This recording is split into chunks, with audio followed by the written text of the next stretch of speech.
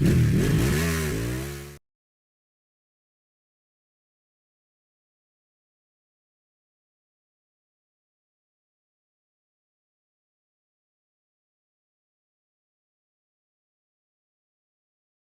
welcome to MoreBikes.co.uk and welcome to another episode of Long Term Life with this Africa Twin. Now, I've done about 7,500 kilometers on this bike now. So I've got to grips with it pretty well by now.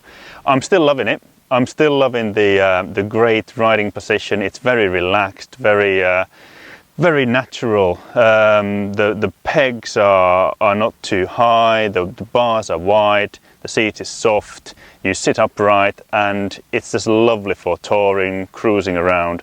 I've been to Scotland, been down to Devon on the bike. My next trip will be abroad, but more about that later. And I've done sort of 300-400 miles per day on the bike, and it is still super comfortable. I've got absolutely no issues with that. I'm also still loving the parallel twin engine. It pumps out enough power for me. It is not as powerful as the KTMs and the GSEs. That was never going to change, but there's plenty of torque. The power, 94 brake horse, that's perfectly enough for me, and for a bike like that, for a bike of 242 kilos. I'm also getting more used to the DCT dual clutch transmission system of this bike. So it's not a manual bike, it's a DCT version, which means that it's effectively an automatic. What I particularly like is that you can override that automatic setting with what Honda calls a manual setting. Now, you don't have a gear switch for your left foot. Instead, you have the little buttons on the handlebars there, which are effectively just quick shifters. And I find it really nice just riding along using the quick shifters to shift up and down rather than using the fully auto, because that gives me more control of which gear I use at which particular point. As good as the DCT is, it can't predict what is coming up the road. It can't see a queue of traffic ahead where I want to shift down, for instance. But that's how I like to ride it. I have made a few changes to the bike since the last update. One very easy one that I probably should have done a long time ago was that I've adjusted the suspension settings. So I've gone through both front and back and I've adjusted everything. Preload, rebound damping and compression damping. You can adjust all three, both front and back. And I've gone through all of them, and I've just hardened everything up a little bit, and that has changed the handling of the bike completely. It feels a lot more planted, a lot more stable, going round fast corners. There's no wobbles whatsoever, which I found with the factory settings, the bike was a little bit on the soft side for me. I was just talking to someone the other day who rides the same bike, and they are perfectly happy with the factory settings. Now they're a little bit smaller and lighter than I am, so that might be part of it. But for me, I still love the long suspension travel, don't get me wrong, but I like a bike with a little bit harder suspension, just so that I get a better feel of the road and what's happening below me. So I've done that. That was all dead easy. It took me about an hour altogether, just making little adjustments, going for a little test ride and then tweaking them again. Dead easy to do. I wish I'd done that a long time ago. Other bits that I have updated the bike with, you probably noticed the Akapovic can there. That's a new addition. That's £675 from Performance Parts, that can. And it looks, well, I think it looks awesome. It just looks a bit more modern than the original pipe. And it's an Akapovic pipe, so it should theoretically give you 2 brake horsepower more oomph, and it should give you 4 Newton meters of torque on top of what the bike delivers as standard. Now, I have no way of verifying that, unfortunately, because I did take the bike to be dynoed, but as we got the bike on the dyno bench, we couldn't get it up from the first gear.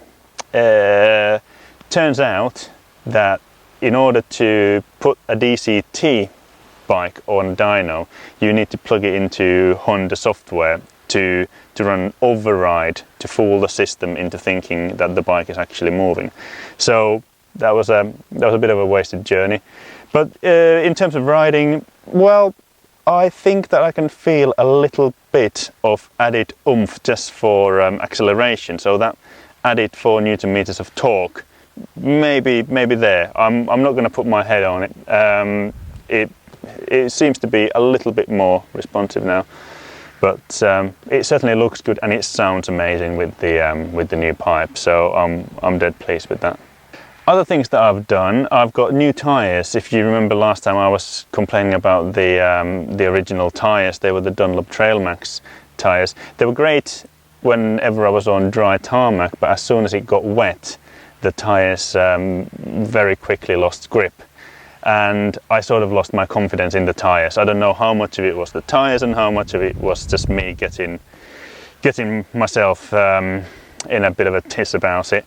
But either way, I wanted to get some new tyres, and I went for the Pirelli Scorpion MT90s. And it's a bit of a blockier tyre. It looks a bit more it's still a dual purpose tyre, but it looks a bit more off-road biased. However, the grip on tarmac is fantastic.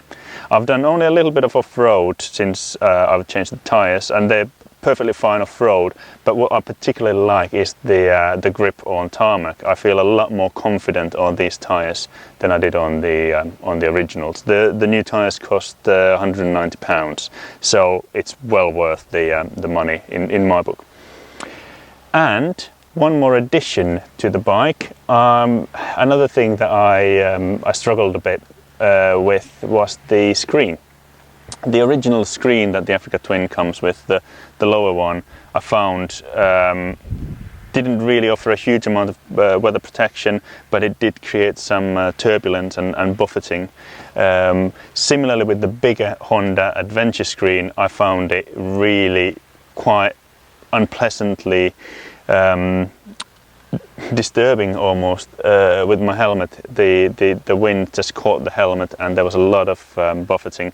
So what I've done is I've gone to Touratech and I've put their little stubby, it's almost like a fly screen, it's very low, their screen on, and this one is absolutely fantastic. It doesn't offer you the weather protection obviously as the big screens do, but it lets loads of air into my helmet, so if I have my air vents open I get lots of air in the helmet, which is fantastic riding in these hot summer days. And it looks pretty cool too. This is a tinted dark one. They also do a clear one, but I think this dark one looks pretty cool on the bike. It cost me £133, so again not a huge investment considering how much more pleasant it makes the whole riding experience. So with those little changes, the suspension, the new tyres, new screen, even the new exhaust, I think the bike has really got a new lease of life. It was always a fantastic bike, absolute joy to ride, but I think with these little modifications it has become even better. So I'm very pleased with them. I would recommend anyone who rides an Africa Twin to give them a go. Perhaps the tyres are a bit more of a personal preference depending on the type of riding you do. Screen of course could depend on your height and all the rest of it, but certainly for me they have worked awfully well. Now as I said before, I've done about 7,500 miles on the bike now, and it's almost ready for its 8,000 mile service.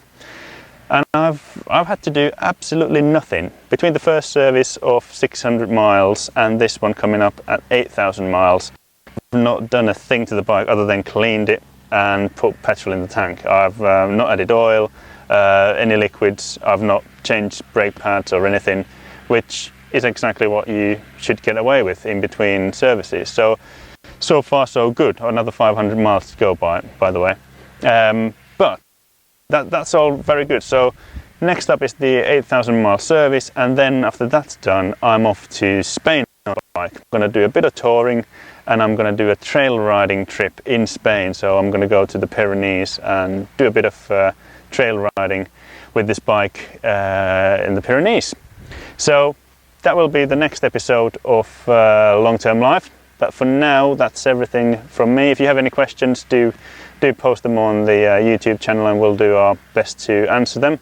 But that's all for now. Thank you very much for watching. Stay tuned on MoreBikes.co.uk.